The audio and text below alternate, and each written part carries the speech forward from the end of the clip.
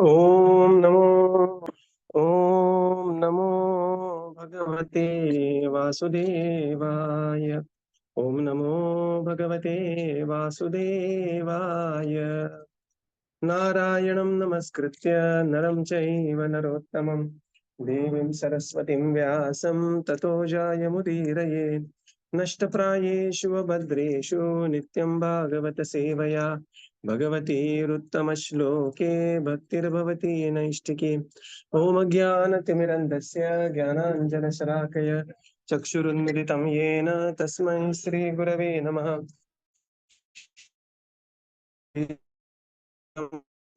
रूपकदा मह्यं ददाति स्वपदान्तिकं। नमो श्रीमते भक्तिवेदान्त स्वामीनिति नामिने। नमस्ते सरस्वते देवे गौरवाणी प्रचारिणे निर्विशेष शून्यवादी पाश्चात्यदेशतारिणे। जय श्री कृष्ण चैतन्य प्रभो नित्यानंद। कृष्णा हरे Krishna Krishna Krishna Hare Hare Hare Hare Ram Ram Ram Hare Hare. Hare Krishna. Reading from Srimad Bhagavatam by His Divine Grace, A.C. Bhaktivedanta Swami Srila Prabhupada Ki Jai. We are reading from Canto.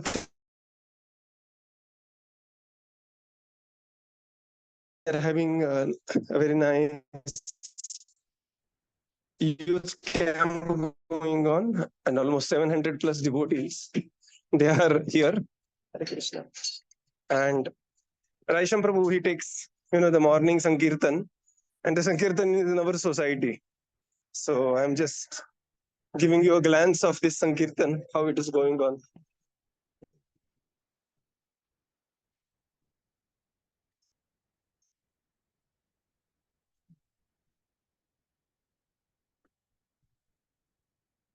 So please attend the Sankirtan for 10 minutes, and then we will continue reading at 7:30.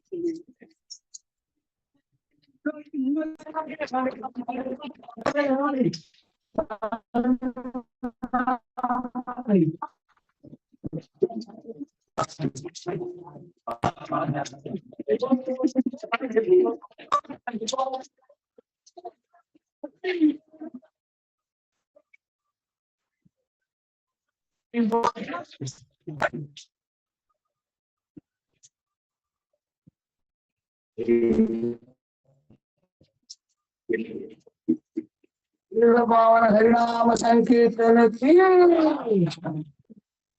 see, on all over the scriptures, there is a prediction that the Bhakti Devi will go from India to the Western world.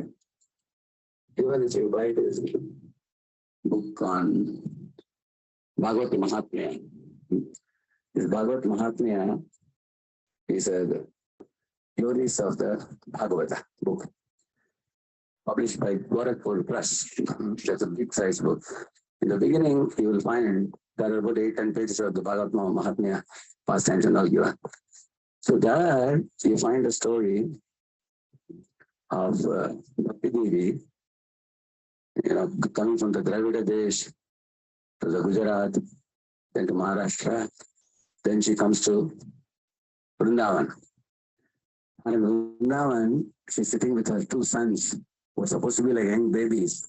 But these two sons have become very old and completely malnourished, with all their bones visible and skinny, and they're lying on the ground as if half dead. So at that time, Narada arrives there, and then he's asking Bhakti Devi, why your children have become like this? So, who are those two children? They're Jnana and Vairagya. And Bhakti Devi, Vasudeva Bhagavati, Bhakti Yoga Prayodhita Janatyashu Vairagya, Jnana Chahadevi. Jnana and Vairagya are two children of Bhakti Devi, but both are malnourished completely. So then Narada says, I will invite Pratish Kumaras to speak the Srimad Bhagavatam. So he invites them and tells them, please speak the Bhagavatam so that these two kids will get nourished. Pratish Kumara said to Narada, you know everything. Nevertheless, because you are ordering us, we will do it. So then they speak to Srimad Bhagavatam, and Bhakti Devi and the two children get nourished. They become very jubilant. They become ecstatic by hearing the Srimad Bhagavatam. After that, Bhakti Devi says in one of the verses, we couldn't see anything. She said, Ifadesham Parityaja. Hari Bol. Like she says, I will be giving up this land and I'll be going to the Paschatyadesh in future. A time will come when I'll be going, and then from the Paschatyadesh I will spread all over the world. Like that, she makes a prediction.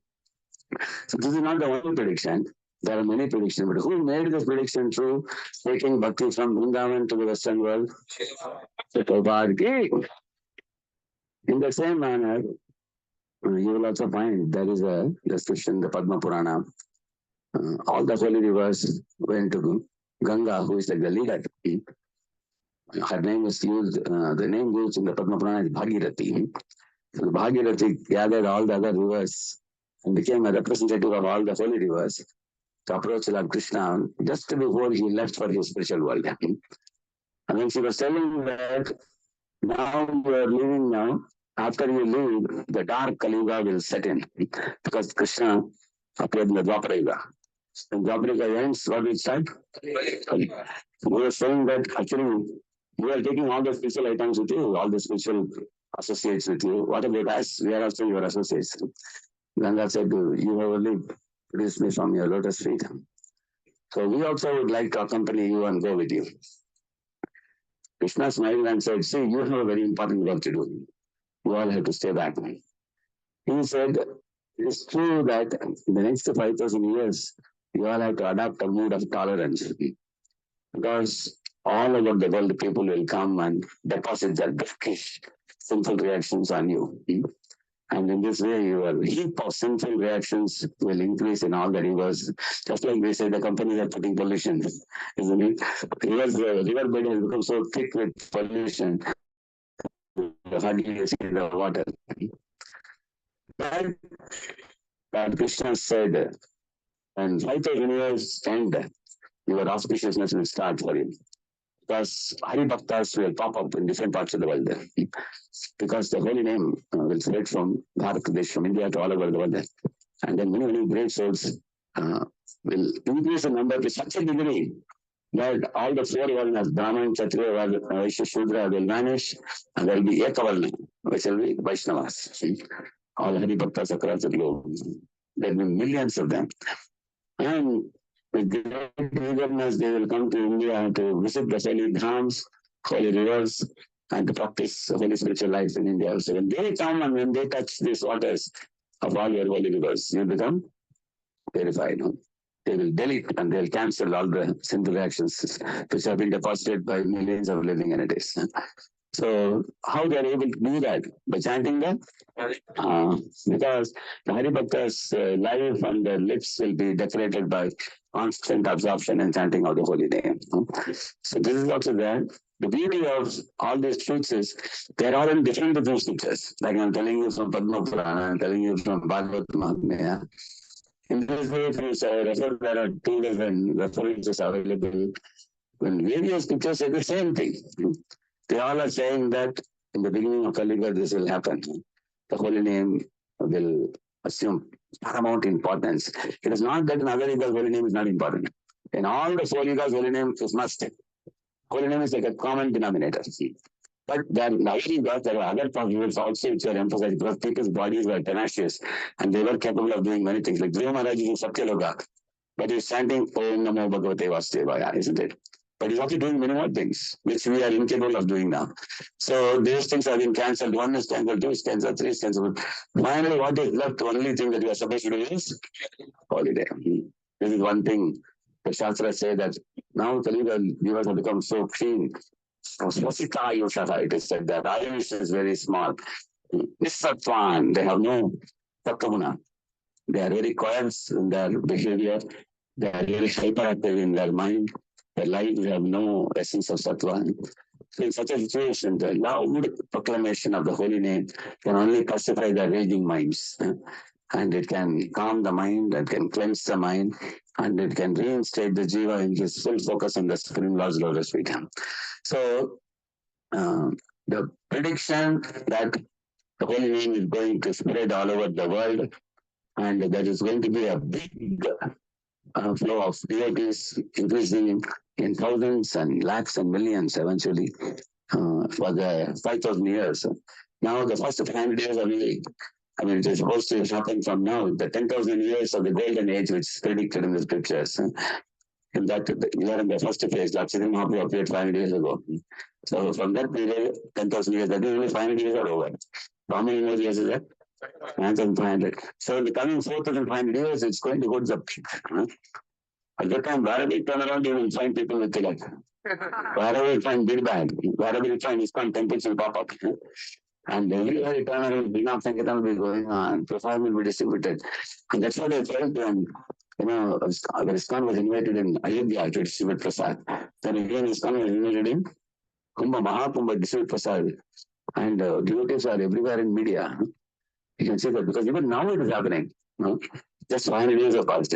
So the 5,000th year you can see it's going to go to the peak. So I think we all are very fortunate to appear in this golden age, in this period of time.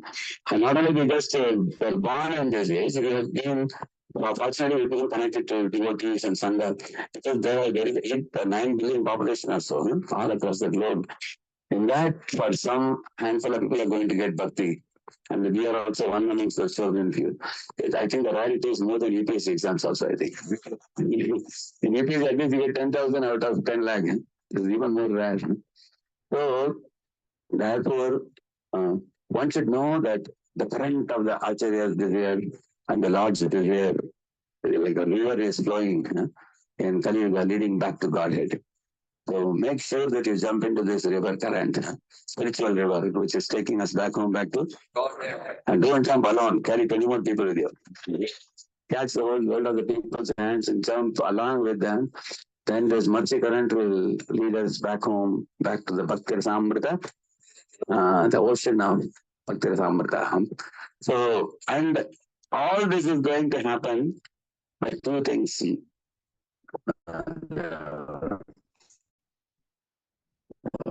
What do we call it? Just like electricity is most vital for lighting up a lamp or running a fridge or running a heat pump or air conditioner or a grinder or a mixer. Everything, the underlying thing is electricity. The same manner, the holy name and the holy kata, Hari Kata and Hari Nam, they are actually the under. You have to chant the holy name and worship the deity. Do any other activity in spiritual life. There's always holy name underlying. So that is why Prabhupada instituted this Harina of Sankirtan outdoor so that people will understand the importance and value of the chanting of the holy name. Because if this one thing is, you develop attraction for this one thing, all other attraction in spiritual life to develop towards the Lord is very easy. And if we are careless about this one thing, holy name, we may have many other things without, they will all be hollow, without the essential ingredient. Jiva Goswami clearly says, if you do deity worship without chanting the holy name, then your deity worship is considered incomplete, he says. So no activity in the spiritual life is attractive to Krishna unless it is accompanied by holy name. And when holy name is there, all other deficiencies are, easily circumvented. For example, mantradas tantradas deshakalargavastutah sakalam karoti nishchidram anusankirtanam tavat. Shukracharya says this to Lord Vamana, that if one chants the holy name, even though there may be some flaws in the pronunciation or attention or, in doing spiritual life properly, all the holes are covered because one is chanting holy name. Same way the sadhus, great sadhus in Kali Yuga, what they think about the holy name is also mentioned. It is said, yatra sankirtanenaiva, tatra swartho vilabhyate. Just by chanting holy name, all your material needs, spiritual needs, everything will be fulfilled. Only by one thing, chanting the holy name. So, Bhagavatam has many, many verses. I'm just saying here and there a few.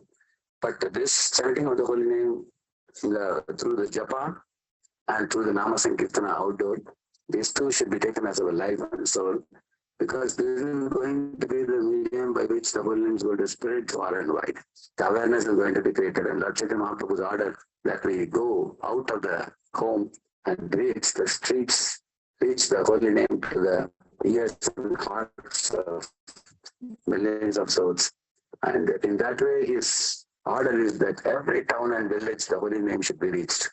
So everybody in the world has to earn some livelihood and eat your food and have a living place to live. So those are all there always, and they should be certainly done.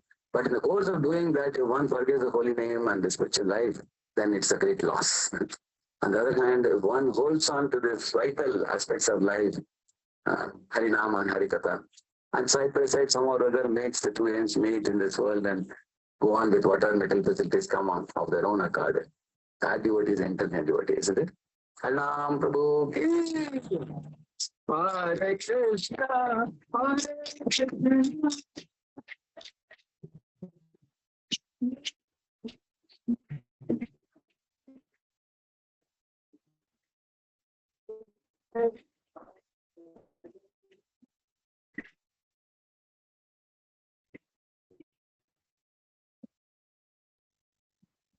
Hare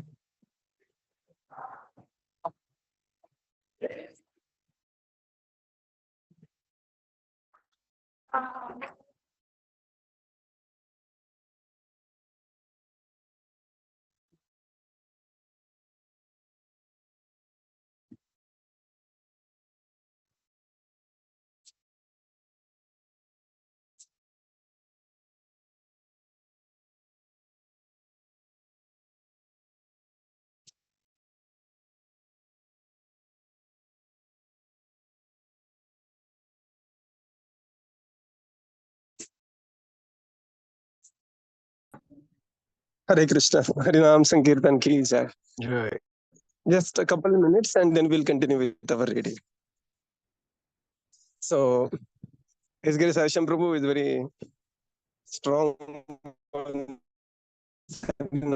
chanting the holy names.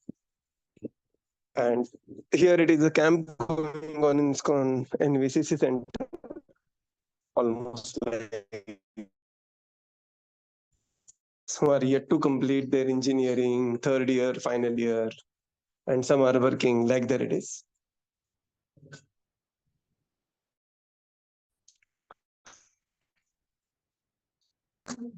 Camp basically Friday, Saturday, Sunday. Today most likely is the last day, and one more day tomorrow. So every day in the morning he takes out the Sankirtan. 7 to 7:30 is the Sankirtan time.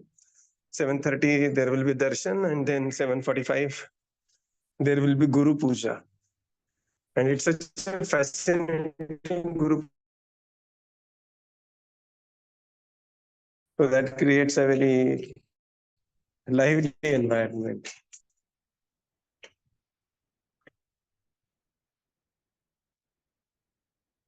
Yeah. So Harinam Sankirtan is something which is the Yuga Dharma for this.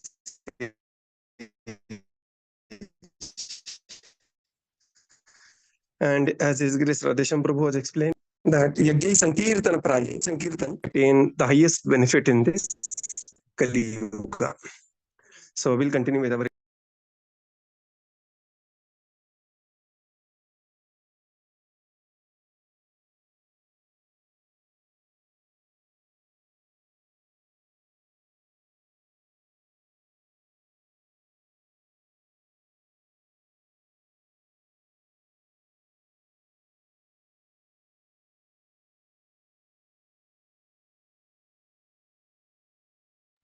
So we begin with chapter 21, conversation between Manu and Kardama. Text 1. Vidura uvacha swayambhuvasya cha manor vasha parama sammatah katyatam bhagavan yatra maithune naidhire praja. Translation. Vidura said, "The line of Swayambhuva Manu was most esteemed. O worshipful sage, I beg you, give me an account of this race, whose progeny multiplied through sexual intercourse." Purport: regulated sensual life to generate good population is worth accepting. Actually, Vidura was not interested in hearing the history of persons who merely engaged in sensual life.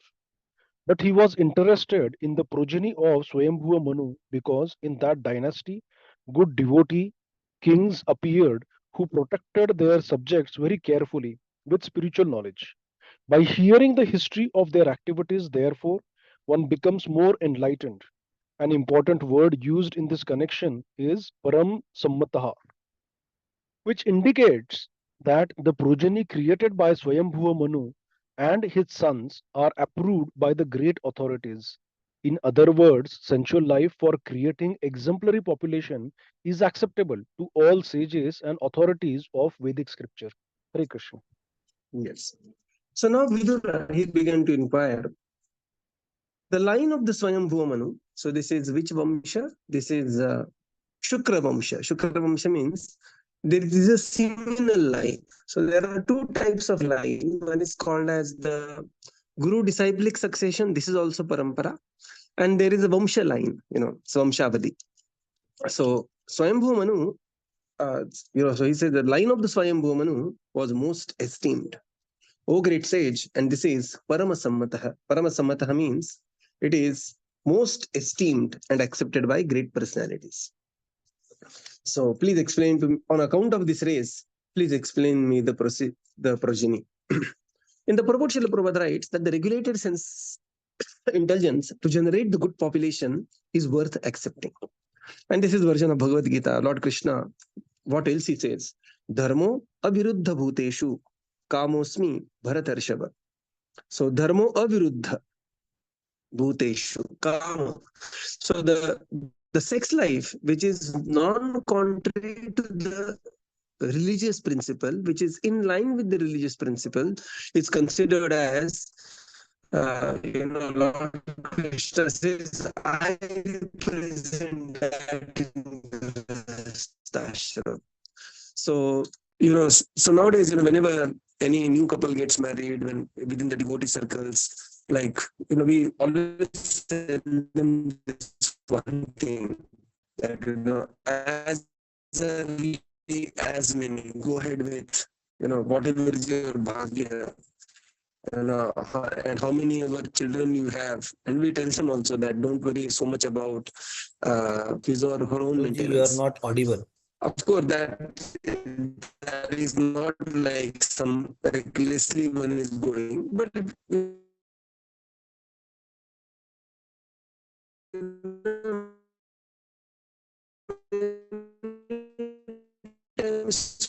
Hare Krishna, Prabhuji, you are not audible at all.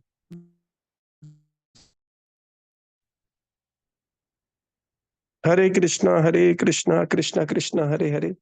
Hare Rama, Rama Rama, Hare Hare. Hare Bol. Yes, Guruji, now audible. Achha, okay. So, since when I was not audible?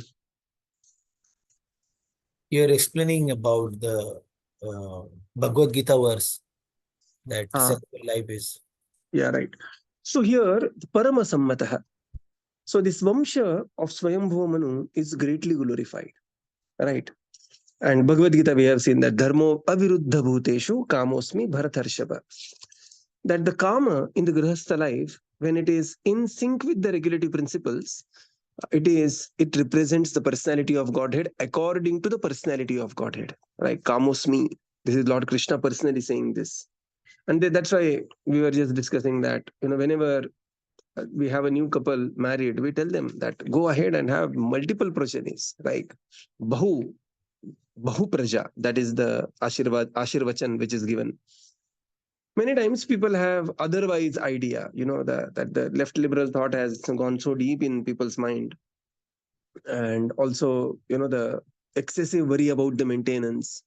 Although people's opulence is increasing, number of children are decreasing. And especially, when somebody comes in spiritual life and comes from a very strong background where, there is a very strong spiritual background, then having children and those things may be considered as Maya or hindrance in one's spiritual path. But Bhagavad Gita instruction is completely opposite. So whenever we apply Bhagavatam principles, Bhagavad Gita can never be forgotten. Bhagavad Gita is the foundation, right? So Bhagavatam paradigm automatically includes Bhagavad Gita paradigm. So here, Vidura wanted to hear the progeny of Swayambhuva Manu. And these the good devotee kings appeared who protected their subjects very carefully with spiritual knowledge. So they were all Rajarshi, the very great devotee kings. And Prabhupada says the important word here is Paramasammata, because the progeny created by Swayambhuva Manu was approved by the great authorities. And such renunciates as Shukadev Goswami, Shaunakadi Rishi, Suta Goswami, Parikshit Maharaj, they are all hearing about the progeny, which is as such, which is coming from Maithune and Aithire, right? Which is coming from the Vamsha line of Swayambhuva Manu. Text 2. प्रियव्रतोत्तानपादौ सूतौ स्वायम्भुवस्य वै यथा धर्म जुगुपतु सप्तद्वीपमतिं महिम्. Translation. The two great sons of Swayambhuva Manu, Priyavrat and Uttanapad, ruled the world, consisting of 7 islands, just according to religious principles. Purport. Srimad Bhagavatam is also a history of great rulers of different parts of the universe. In this verse, the names of Priyavrata and Uttanapad, sons of Swayambhuva, are mentioned. They ruled this earth, which is divided into 7 islands.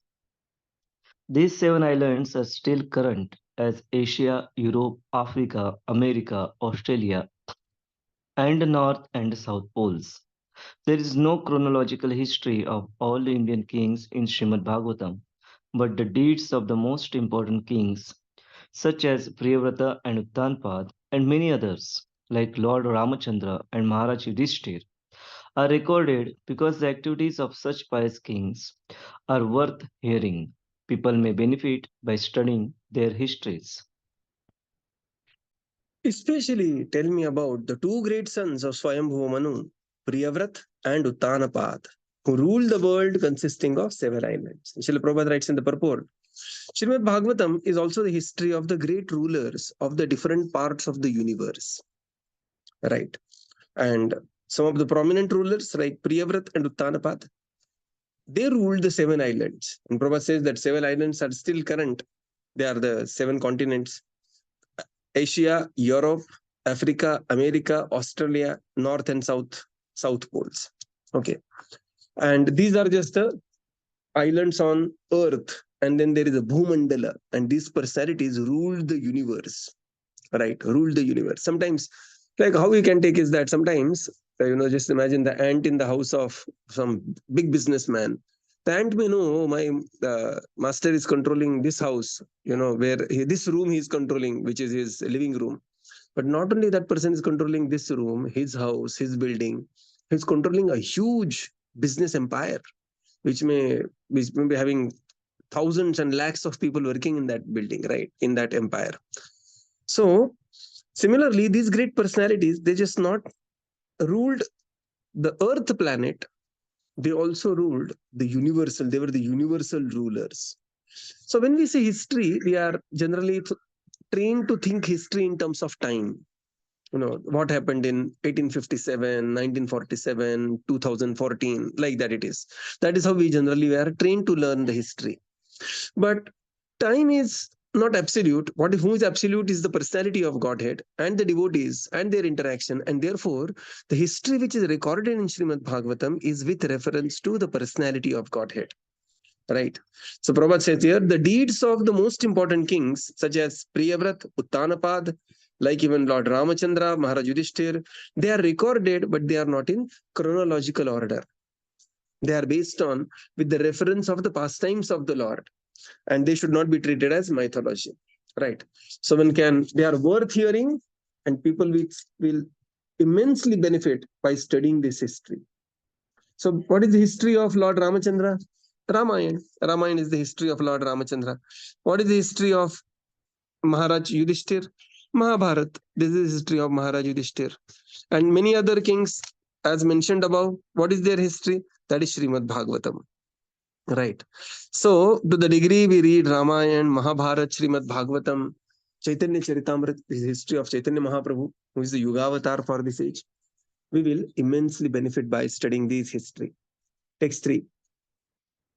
Tasya vai duhita brahman devahuti ati vishruta Patni Prajapate Rukta Kardamasya Tvayanagha. Translation.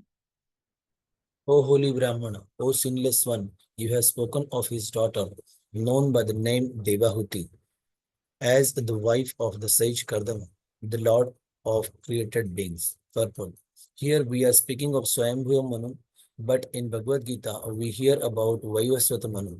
The present age belongs to the Vaivasvata Manu. Swayambhuva Manu was previously ruling, and his history begins from the Varaha age, or the millennium when the Lord appeared as the bow. There are 14 Manus in one day of the life of Brahma, and in the life of each Manu, there are particular incidents. The Vaivasvata Manu of Bhagavad Gita is different from Swayambhuva Manu. So now, Vidura said, O Maitreya Muni, O Anagha, O holy Brahmana, you have already spoken about the daughter of this Swayambhuva Manu, and her name is Devahuti, who is celebrated as the great wife of the sage Kardama, the lord of the created beings. He is also Prajapati. Please narrate not only about sons, but also the daughters of Swayambhuva Manu. In the purport, Srila Prabhupada says, the discussion going on is about Swayambhuva Manu. And currently, we are in the period of Vaivasvata Manu. So we know, so that means the glory of Swayambhuva Manu is outliving his life for eternity in the pages of Srimad Bhagavatam. So Swayambhuva Manu is the first Manu. And in that particular cycle, and this cycle, which number of Manu, it is very precisely, all this is given calculations in Srimad Bhagavatam. So there are 14 Manus in one day of Brahma. And Swayambhuva Manu is a different proposal than the Vaivasvata Manu, which is explained in Bhagavad Gita. So generally people have just one idea, Manu. So it is not one Manu. There are 14 Manus in one day of Brahma. The history being spoken here is that of Swayambhuva Manu, and we are in the period of Vaivasvata Manu, right? Later we will see the names of all the Manus in different days of Brahma. That also will come. Who are the remaining Manus who are going to come in this day of Brahma? And in this period of Manu, who will be Indra? All those narrations will be, further described in the pages of Srimad Bhagavatam. So, although our time is over, we will go slightly a couple more verses, and then we will conclude for today. Okay. Text 4. Tasyam vai mahayogi yuktayaam yoga lakshanai sasarja katidhaviryam tanme shushri vashe padah. Translation. How many offspring did the great yogi beget through the princess, who was endowed with eightfold perfection in the yoga principles? Oh, pray tell me this, for I am eager to hear it. How Vidura inquired about the Kardama Muni and his wife Devahuti and about their children. It is described here in that Devahuti was very much advanced in the performance of Eightfold Yoga. The 8 divisions of yoga performance are described as control of the senses, 2, strict following of the rules and regulations, 3, practice of the different sitting postures, 4, control of the breath, 5, withdrawing the senses from the sense objects, 6, concentration of the mind, 7, meditation, and 8, self-realization. After self-realization, there are 8 further perfectional stages which are called Yoga Siddhis. The husband and wife, Kardama and Devahuti, were advanced in yoga practice. The husband was a Mahayogi, great mystic, and the wife was Yoga Lakshana, or one advanced in yoga. They united and produced children. Formerly, after making their lives perfect, great sages and saintly persons used to beget children, otherwise, they strictly observed the rules and regulations of the celibacy. Brahmacharya, following the rules and regulations of celibacy, is required for perfection of the self realization and mystic power. There is no renunciation in the Vedic scriptures that one can go on enjoying material sense gratification at one's whims as one likes, and at the same time became great meditator by paying a rascal some money. Thank you, Prabhu. Hare Krishna. So now, Vidura says, Tasya vai Mahayogi. Mahayogi is Kardama Muni. Yuktayam Yoga Lakshane. Yoga Lakshane is Devahuti. Sasarja Katida Viryam. Tanme Sushri Vasevada. That how many offsprings did that Mahayogi Kardama beget through the princess who was endowed with eightfold perfection of Yoga Lakshana? I am eager to hear this. In the purport, Srila Prabhupada writes that Vidura inquired about Kardama Muni and his wife Devahuti and their children. Right. So Kardama Muni was a Mahayogi. He was very advanced on the yoga platform. And Srila Prabhupada narrates which are the 8 Ashtanga Yoga: Yama, Niyama, Pranayama, Asana, Dhyana, Dharana, Samadhi. And after this, there are 8 further perfectional siddhis which are called as Yoga Siddhi. So some of the siddhis we can see some of the people even currently having, like, some can mesmerize the people, some others can read the minds of the people, or that chitti nikalna and all those things. These are part of Yoga Siddhi, right?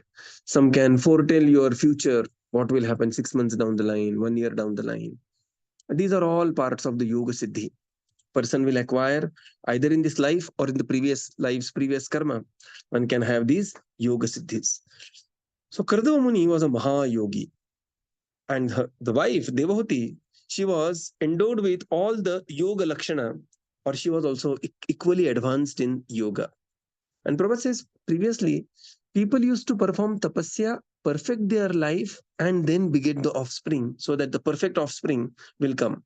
Right. That's what we will see later. Prachetas, when there is a talk of their marriage and they are going to become the next king, the first thing Prachetas do, the sons of Prachina Barhi, that they go to the forest and perform severe austerity, right, before the marriage, to purify themselves.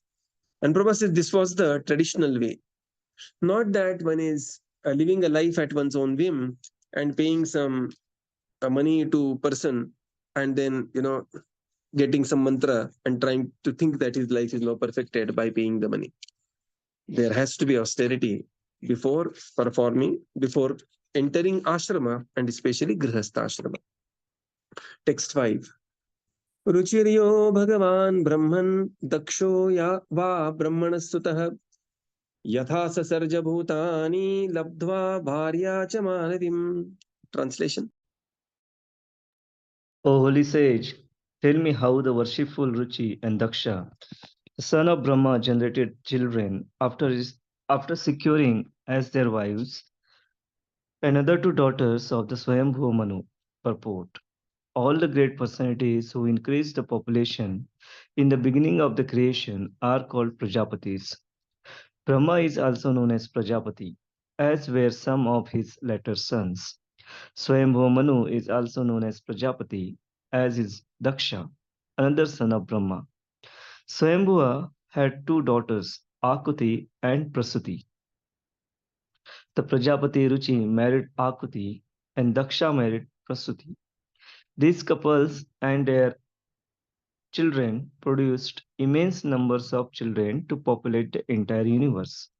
Vidura's inquiry was, how did they beget the population in the beginning? So now Vidura is further inquiring, O sage, please tell me, the worshipful Ruchi and Daksha, the son of Brahma, how they generated children after securing their wives, the other 2 daughters of Swayambhuva Manu. So Swayambhuva Manu, he had 2 sons and 3 daughters. So 2 sons and 3 daughters. 2 sons are Priyavrat and Uttanapat, and 3 daughters here, they are at Akuti, Prasuti, and Devahuti. Right. So, and all these personalities are known as Prajapati, including Lord Brahma himself. What is Prajapati? Prajapati means great generators of the Praja. They are called as Prajapati. Brahma is also Prajapati, Swayambhuva Manu is also Prajapati, Daksha is also Prajapati, and so all these personalities, Akuti, Prasuti, and Devahuti, they are also called as Prajapatis. So these couples and their children, they produced immense number of children to populate the entire universe. And here Vidura is wanting to know, how did they beget the population in the beginning, and then the cycle was set in motion later, but how the beginning of the population took place. That is what is inquiry of Vidura. Last verse, we'll just read one more. Text 6. Maitreya uvacha prajasrujeti bhagavan kardamo brahmano ditah saraswatyam tapaste te sahasranam samadashah. Translation.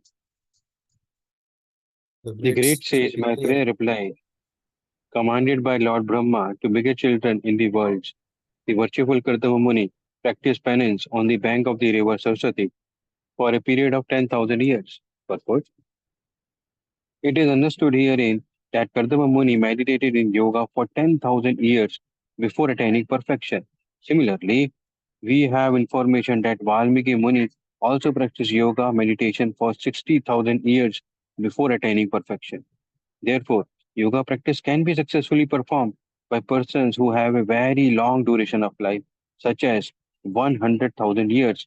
In that way, it is possible to have perfection in yoga. Otherwise, there is no possibility of attaining the real perfection.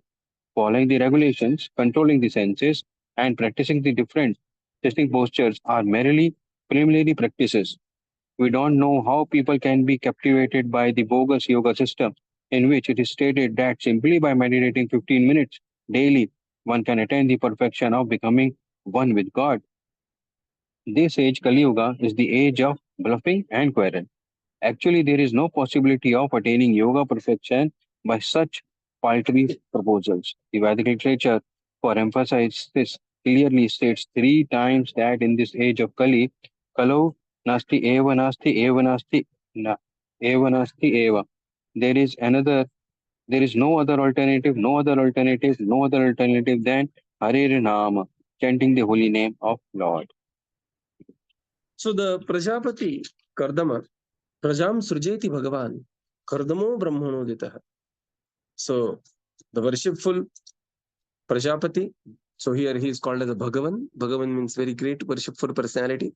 Kardama, he performed 10,000 years of austerity on the banks of river Saraswati before becoming a Prajapati. In the purport, Srila Prabhupada writes that Kardama Muni performing very long austerity, 10,000 years, Valmiki Muni performing austerity of 60,000 years, and therefore, to attain perfection through yoga, one needs a very prolonged activity. In fact, the word sadhana is also defined like that. In Patanjali Muni, he defines sadhana. He says sadhana has the three aspects. One aspect of sadhana is it is Dirgha Sutri. Dirgha Sutri means the sadhana has to be practiced for a very, very long time. And this is not only for yoga, even for devotional service. One has to practice. When Prabhupada said, I perfected my chanting after 40 years of japa. So one is Dirgha Sutri. Second is, it has to be Apratihata. Apratihata means it should go without any hindrance. It should continue day after day. Day after day, we have to perform our sadhana. And third is, it should be with emotions.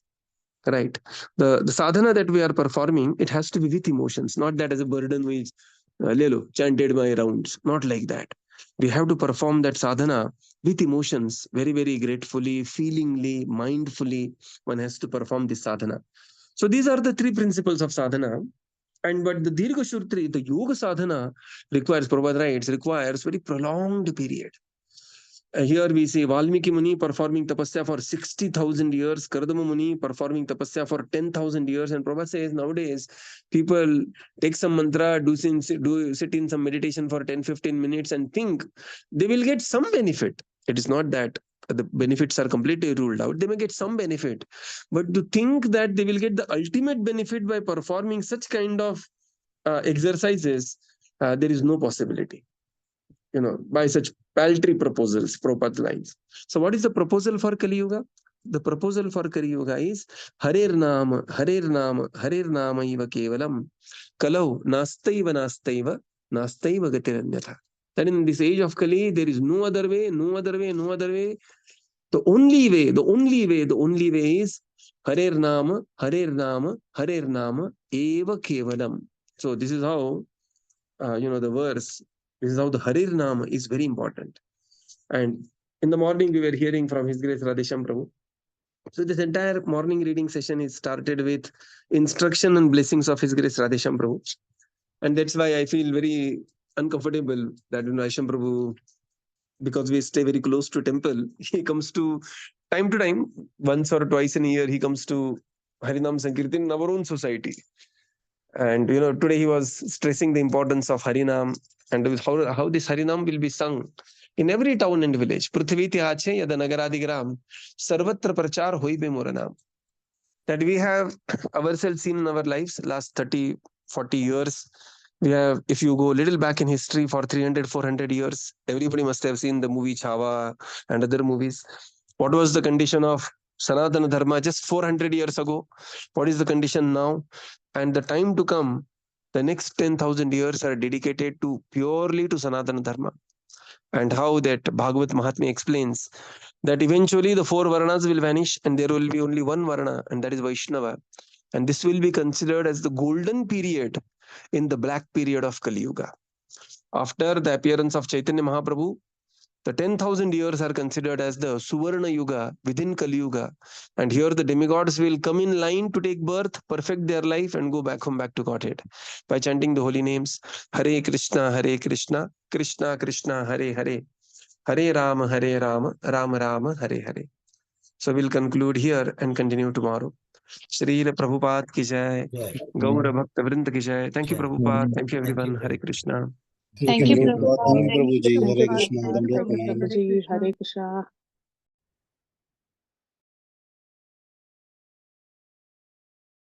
Hare Krishna.